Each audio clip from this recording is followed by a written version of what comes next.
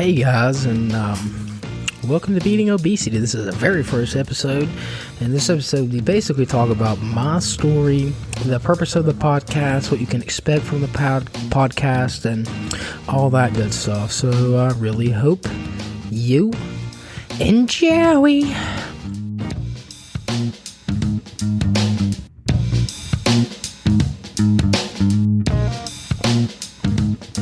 Hello, ladies and gentlemen. This would be the very first and official episode of the Beating Obesity podcast. You are joined today by me, Timothy Maynard, and my brethren, Sean. How you doing today, Bray? I'm doing pretty good, Bray. How you been?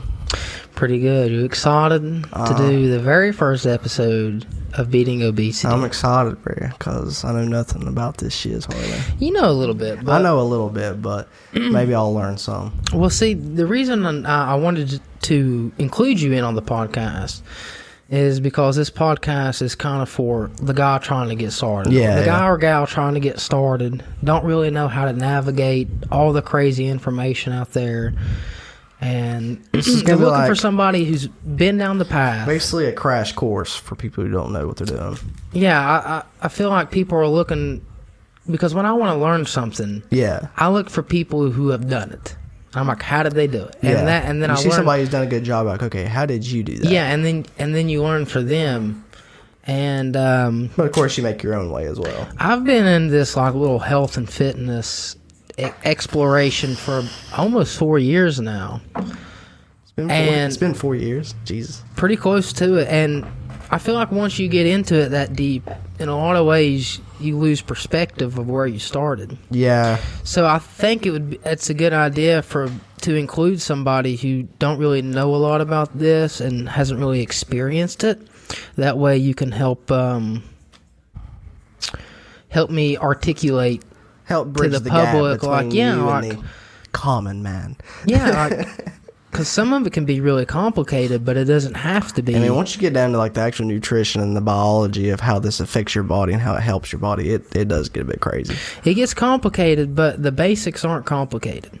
And if you can relate what works to the average person just coming into this, you don't really have to know a whole lot. You can just make some simple steps to put you where you need to be. But so that's the reason I would like to include you on this, because I believe you will help bring that. And just before we get too into it, I would like to say what this podcast is and why you may want to continue listening.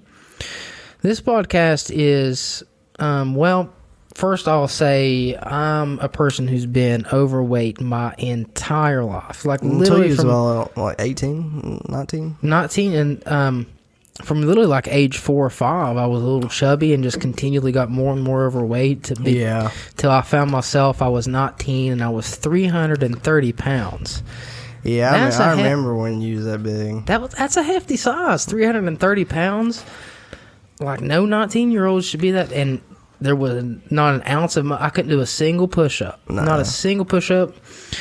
So there was no ounce of muscle. It was just pure obesity, which hence beating obesity. Yeah. What happened was I managed to find ways to make a sustainable... You say I was tired of this shit. Yeah, basically. And I made a sustainable attempt to where it's been almost 4 years now that I've kept off over 150 pounds. Yeah, man. I mean, I've been impressed for sure. Well, I think that's the secret is you see so many people lose weight, gain weight, lose weight, gain weight. And I've done that a lot during my teenage years. They'll do these programs. Like, I'm not going to, like, call anything out because I don't want to, like, talk bad about these programs. But, like, stuff that you would do, like, it's set for a certain amount of days. And they're like, okay, I'm going to do this program. And they're like, oh, yeah, I'm doing this program. And then they hit the end of it. And they're like, okay, I've lost some weight. What the fuck do I do now? And then people then usually celebrate by giving themselves a little treat. They get a little treat. They get a little taste. And then they want them out. Yeah, well, I feel like then you just kind of fall back into your slump. People try to rely on discipline. And that works for 3 or 4 weeks and you lose some weight. Then your discipline starts to wane, but you got to create these sustainable habits that you do every day that lead to a long-term success. But before we hop too much into that, I guess I just want to state, like, the purpose of this is I've learned a lot on the 4-year journey, and where I started is much different than where I am now, and I feel like I've gained a lot of information, perspective. I study a lot of, like, really intelligent scientists, like somebody like Dr. Rhonda Patrick, but at the same time, I'm nowhere near an expert or a scientist. I'm just your average dude who has been able to take this complex information and all of these philosophies, and this guy says do the paleo diet, this people say do the vegan diet, you need to do the ketogenic diet, and I feel like I've been able to gain a perspective where I can step back and be like, there's something to learn from all of these, but here is what the basics you need to know, and here's how you need to implement them to actually create sustainable long term, because there's no point in doing a keto diet or a strict vegan diet or any crazy, specific diet if you're just going to stick with it 3 weeks. Yeah. Lose 10 pounds and then put 20 pounds back on. Whereas most people find themselves, like, with all of this. Most people, I mean, if you look at the statistics, most people lose weight and then gain more than they lost afterwards. Like, almost it's very hard to sustain it. Most people don't do it, and I feel like there is definitely a path, and maybe a couple different paths that you can take to really make that sustainable. And I feel like a lot of people aren't offering that path, and that's what I want this podcast to be, is a path to make this sustainable and long term, and really make a life shift. I think a lot of it, like, people do these, like I said, like these fixed programs, like, for a certain amount of time. Well, the problem is, it's not that these programs aren't good. They all work. Anything you follow works if you stick with it. Also has to do with the diet. But a lot of it is, like, people, and I feel conflicted in a lot of ways, because in some ways I went extreme, but I feel like most people, they start like an intense program. You're going to eat this strict diet. You're going to do this intense workout program. Yeah. And it's like they're all excited. They're all motivated. They're all inspired. And they go 3 hard weeks and they beat the crap out of their body and they eat super strict. And then they've went from being somebody who doesn't exercise at all, who doesn't walk, has unhealthy habits, and they over 3 weeks try to become the perfect picture of health and fitness, and it's so much overwhelming at one time that the last 2 or 3 weeks, and then you have one bad day and you're like, screw this is stupidly hard. Me a fucking double cheeseburger. Yeah. I mean, the body adapts, and if you try to take it from a very sedentary lifestyle to being a super active, healthy maniac, like, that's going to be tough, and you can only maintain that for so long before you're just like, screw this, because that's what I always that's what all people try to do, and that's what I always try to do, is you get inspired and you go from 1 to 10 overnight. Well, but what's the point in that if it lasts 2 or 3 weeks? See, I don't really know much about this, but I watched your beginning to what you've done now. You got a close-in view Yeah. of the transformation. And it was like a lot of people try to stick to these certain diets. Like, you were doing, I think at the very beginning, you was doing no carbs. No carbs at all. Under 30 carbs a day. Yeah, so you was just eating my original diet. You was just eating like Slim Jims, like anything as long as it didn't have carbs.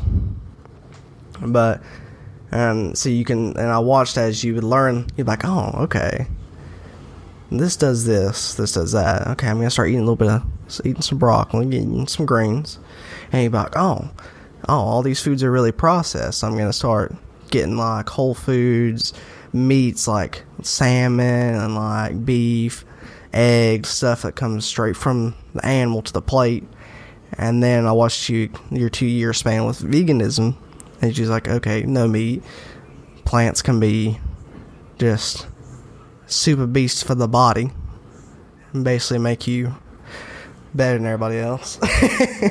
And now, until where you're at now, to where you're still eating a ton of vegetables, but every now and then you'll have a little bit of meat, but mostly like farmed and like, well, not like there's so many different diets and philosophies, and you read one book. Well, they all got their benefits, but they all got their disadvantages. You'll read one book, and it's so convincing that being vegan's the way to go.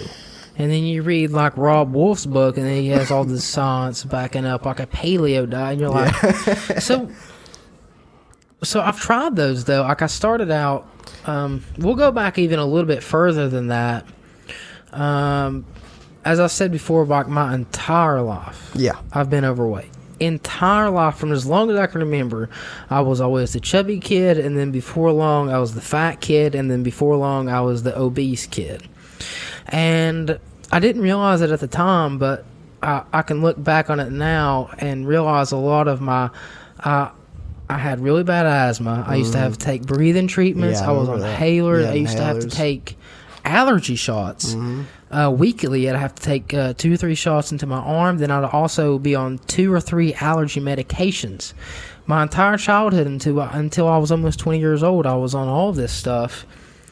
And I can just remember like everything used to get to me, and it used to really, hinder my physical ability. So that made it even tougher to want to get outside and try to enjoy things. But then there was always this lingering feeling that like I would watch action movies, and I've always loved people like Bruce Lee. And you would see these crazy cool things they could do with their bodies. I wish I could do that. And the way they would move, and you would see kids at school running, and they enjoyed it. And I was always envious of that. But to me, like being outside in physical activity was basically just hell on earth. It was just torment. You'd rather be inside. But then, once I got a little older, I tried to take matters into my own hands, and I did at one point when I was about 16 lose 70 pounds. Was that when you was doing the carbs? That's when I first started. I visited a pediatrician. Yeah, I remember this. And his advice was to me, you can lose weight, just cut out carbs. Yeah, he wasn't worried about your health, though. He was just telling you how to lose weight. Because, you can lose a bunch of weight by not eating carbs. But it's not very, sustainable. As soon as you start eating carbs again, you're going to hit that again. But it was a plan. Like, it gave me something. It gave you your starting point. It gave me an action. Something that I could start doing the next day. And it was funny because at first, like, he was telling me I need to eat under 30 grams of carbs a day. And I can remember being like, screw this shit. Screw this shit. Like, I'm not going to do this. And then I remember on the car ride home, kind of thinking it over, and that was the first. It was like the first time I realized I could take matters into my own hands. Yeah. Like, I could do something to change this. Because before that, like, I knew I ate a little too much. I probably shouldn't drink so much pop. But it wasn't like, no one told me, like, what to do. Yeah. And I'd finally, for the first time, been given something to do. Given a direction. So, I started doing that.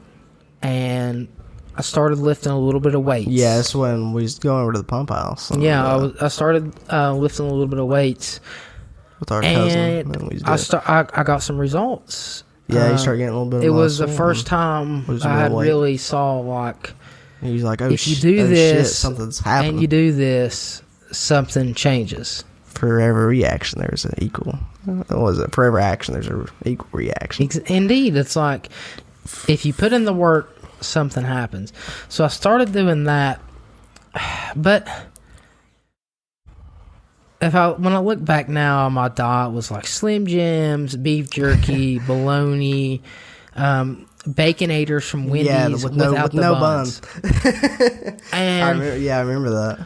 So it's kind of a I would categorize it as an unhealthy ketogenic diet. Is basically what I was on. A lot of fat, a lot of protein, as long as there was no carbs. Yeah.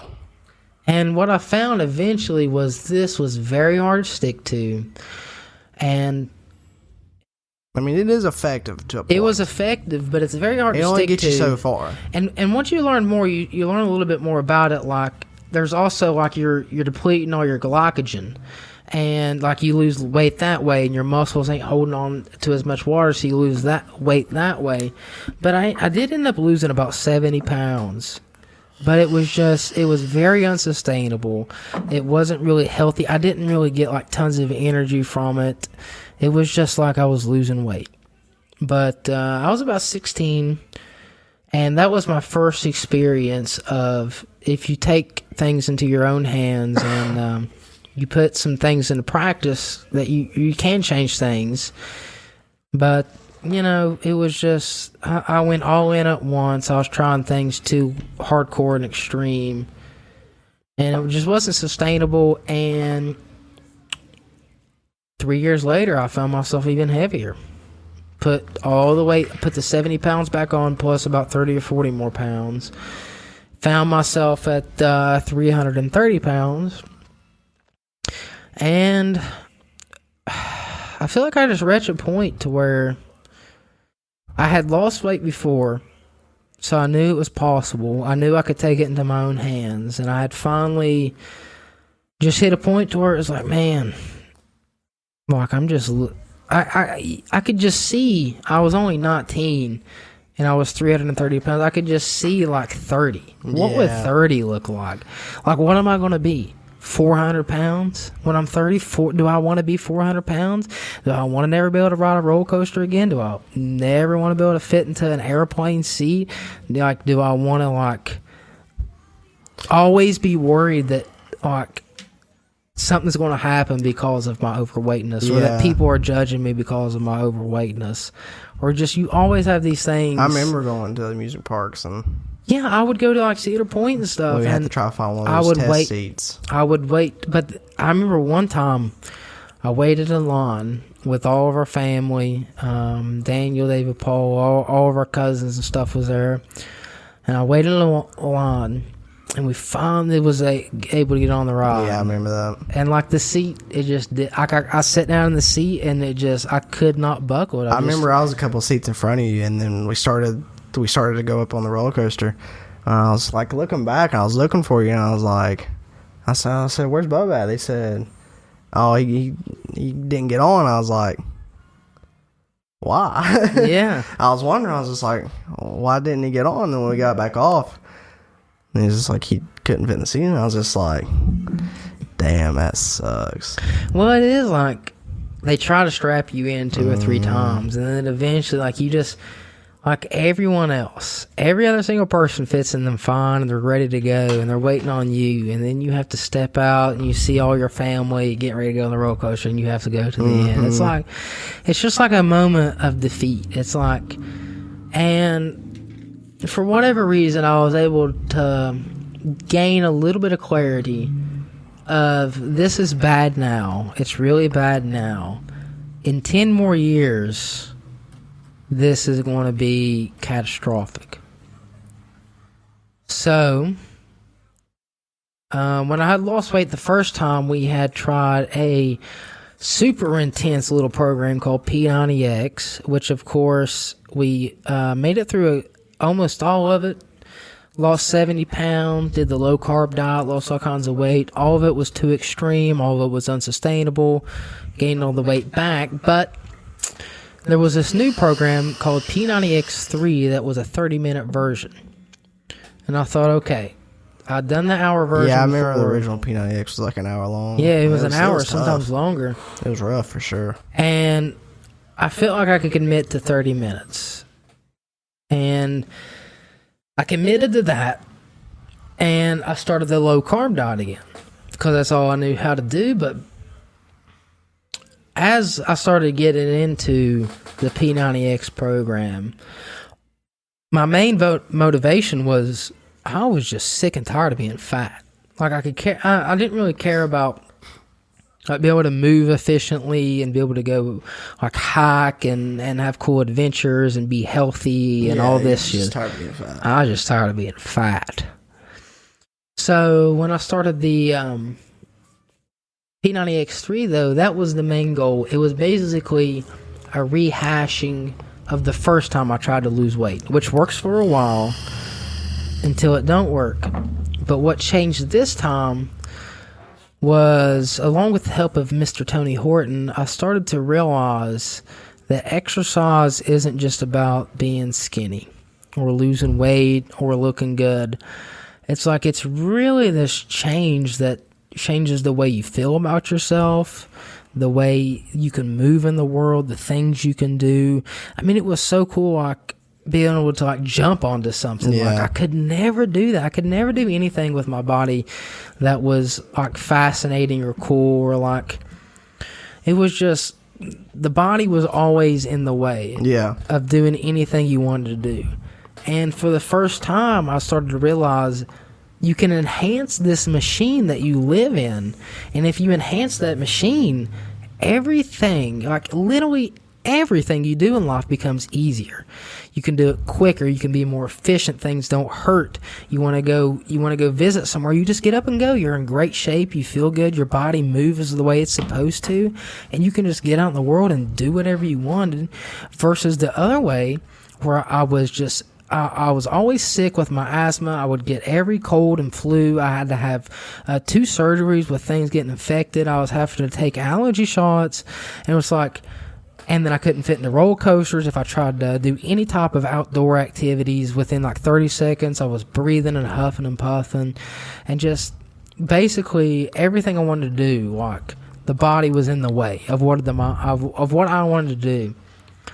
But if you train this thing and treat it right and fuel it properly, it's the opposite. Like everything you want to do, like you just go do because there's no hindrance. Yeah. Like if you want to do it, you can, like we've tried over the past couple of years, we started skiing, we started hiking and camping and like just exploring these new avenues that never would have been possible because the body would have held me back. And that's what I started to realize, and was like, oh, this isn't just about looking a certain way or not being fat. This is like every aspect of my life is better. That's when I started realizing. And that's when I started really taking it seriously, and I started diving into nutrition and the proper way to train and move. And I started learning like the reasons you should eat your vegetables, the reason you should add fruits and eat a certain way. And it started changing to trying to just look a certain way and lose weight to fueling and wanting to perform and seeing what I was capable of. And it was about a year process once I decided that, okay, once I started and once I decided that this is what I want to do, it was about a year-long process of figuring out the diet thing, figuring out the nutrition, sticking with the P90X3 program, learning the proper way to move, and learning what works and what don't work. And I lost 160 pounds.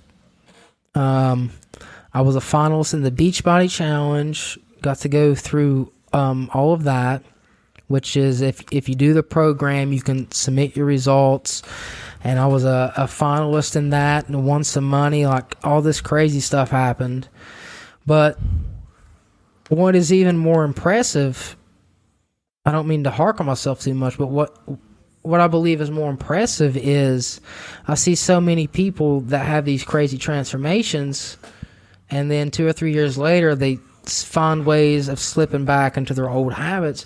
And that's happened to me many times too. After my first round of P90X3, for like 2 or 3 weeks, I didn't do anything, and I almost quit. But you know, and that's happened several times. But I feel like I've found these tools and these principles of exercise, nutrition, and sleep and all of that work. And then these mindset tools that help you actually implement those things. Yeah.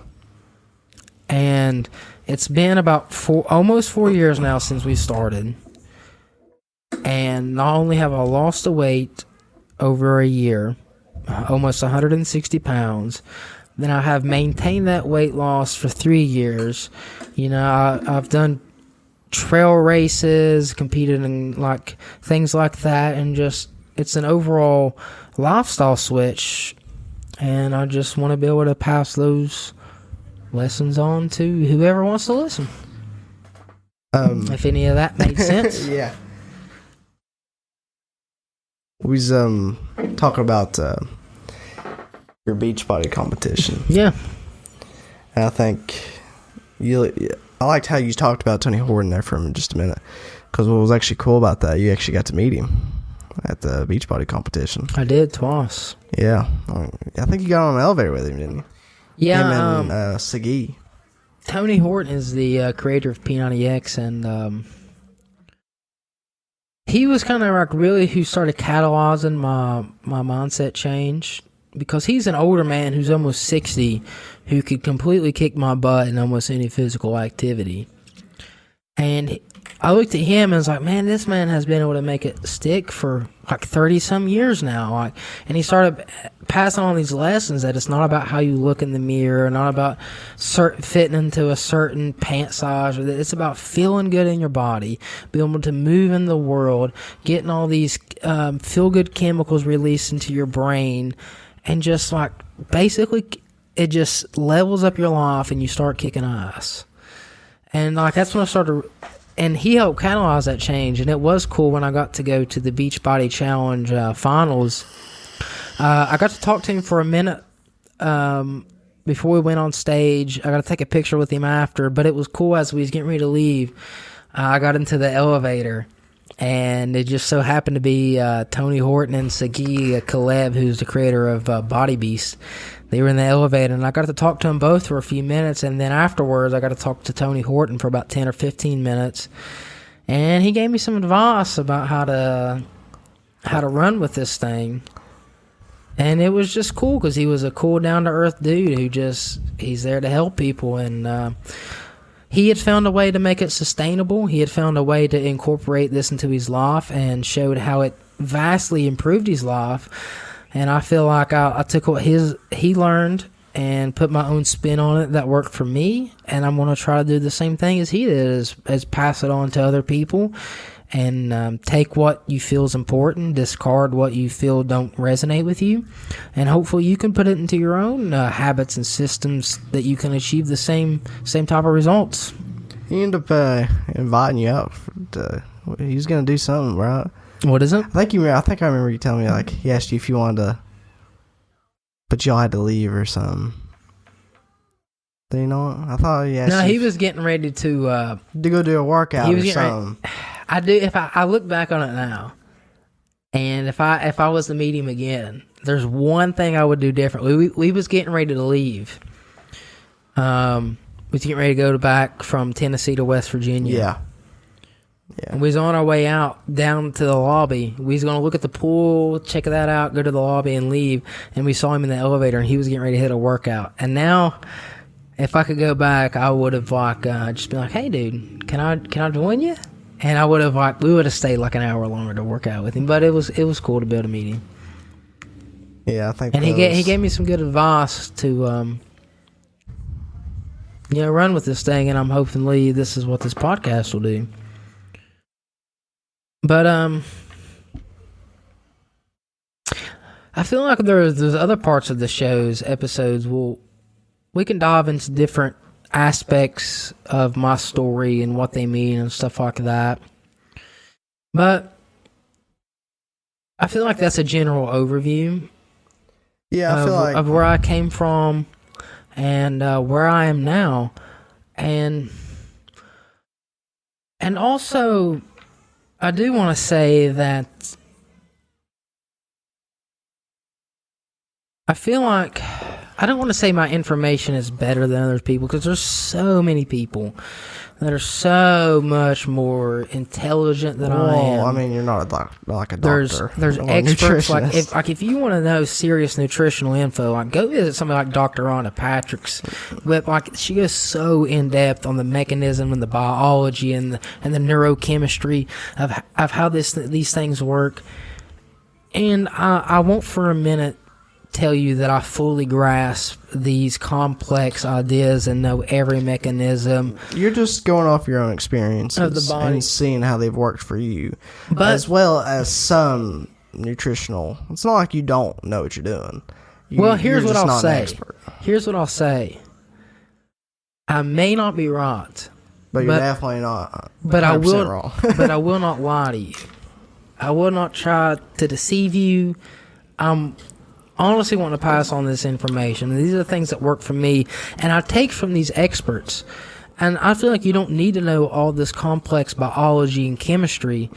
You need to know, but you need to know how these complex things manifest into actual everyday life. Like, what do these mean for you, and how do you implement these things? And that's what I feel like I've gained the knowledge from. Like, what's the basic principles that actually work? And what's the steps you can take to get further and further into your journey? And then it's like, if you question, it's like, well, these ain't my philosophies. These are philosophies I'm taking from experts and seeing what works for me and hopefully trying to pass them on with ideas and principles and habits and things like that that'll work for you as well. So I feel like that's kind of in a roundabout way, the goal of the podcast. Man, hopefully we can achieve it. I think as long as we stick to the facts, don't get paid off by no Hollywood producers. Hollywood producers. Trying to come shut us down so they can push their agenda. I think we'll be fine. Yeah, so what you could expect is coming the next episode, you can expect a mix of my experience, the experiences of other people I've talked to, a mix of that, and information from experts on what actually works and how to implement that into everyday life. And I feel like there's so much information and confusion out there. People have a hard time taking all this information in every direction and distilling like things to actually do and habits to actually make and how to do that. And hopefully some episodes coming up. I wanted to give a rundown on who I am and why you should listen to this podcast. But on episodes coming up, hopefully you can expect some real world advice and things you can start doing now or whenever you feel like you can start implementing to your life for the better, and hopefully some basic weight loss principles and exercise principles and how to properly eat and how to properly move and tools that you can implement if they resonate with you, and things you can say, hey, this is working for me, this part's not. You can keep, you can pick and choose, and just hopefully we can deliver some information that inspires and motivates, but less of that, and hopefully gives you real world advice on how to change things. I think that's the goal overall. Hopefully one of these days we can have a whole podcast on the benefits of the Squatty Potty. Squatty Potty? Squatty Potty. The Squatty. We'll have to do an episode on the Squatty Potty. Yeah, we won't go into that now, but it's like it's basically a bench for your toilet. Do you have anything else you want to bring up? I don't suppose so. I think it's been a good first episode. We explained. I feel like there was a lot of rambling, but I feel like we touched on what I wanted to cover, and hopefully it came across okay. This is we're very newbies to this, so forgive us if it wasn't the best in the world, but we're going to try to continually get better and get the message across the correct way. So stay tuned. Anything else you'd like to add before we sign off? I don't suppose so, besides that if you are like 400 pounds and you're just not thinking you can do it, I've seen him do it. It is possible. It would be a super rough road. It's not going to be easy for sure. But it is possible with enough effort and hard work. It is possible, and just know there is people who have done it, and doing our best to leave a roadmap for you to follow. I'm no one special. I'm somebody who, year after year, let myself get continually heavier. Year after year, put it off. Just let myself fall into this hole that I didn't think I could get out of, and I found a way. Like, I'm no one special. I don't have any magical discipline or willpower. Like, it's actually the opposite. But there is a path you can take, and people are trying to leave these tools behind for you to follow, for a path that you can follow, and just come join us, man. Like, you don't have to change overnight. You don't have to do nothing crazy. You just have to decide that it's time for you to start making changes and start looking at your life as a possibility that you can fulfill. Like, look in the future, and you can paint a picture of, if you start putting effort now and you start somewhere and you start making just even the smallest change year after year, day after day, that's going to add up, and you can paint a picture of where you'll be in 3 or 4 years. And then the opposite, what I realized was at 19, I was 330 pounds, and I had a vision of, if I continue these bad habits, if I continue down this path, you can also envision where you'll end in 3 or 4 years, and you can see that vision, and that's not a place you want to go. That's not a place we can I wish on anybody. Like, you end up in your own little hell. But there's this other path that people have found the way to walk, and we're just encouraging you to follow us, and we're going to give you the tools and tips to do it, and tell you exactly how we did it, and hold nothing back, and just follow along with us, man. Like, it's possible. Just step on the path and commit to trying. Don't commit to doing something crazy or awesome. Just commit that you're going to start looking for solutions and start trying to implement them in your life. It's not just going to be one day and you're done. Yep. It's an entire lifestyle change. Yeah, it's a lifestyle change over years and years. So don't worry about doing anything crazy or drastic. Just start with the smallest thing, and hopefully the next episode we'll start delivering some of the things that you can start with and that you can do. So, do you have anything else to add? I think that is it, my brother. This has been the first episode of the Beating Obesity podcast with me, Timothy Maynard, and my brother Sean. If you want to connect with me a little bit more, I do have an Instagram page at Tim Maynard Fitness, TIMMAYNARD Fitness. Follow me there. You can reach out to me and let me know what you think about the podcast, and ask questions and all that good stuff. Hope you all guys have a good day, and hope you enjoyed the podcast. There's plenty more to come. Please subscribe, and if you found it interesting, share with some people you think could help. Peace.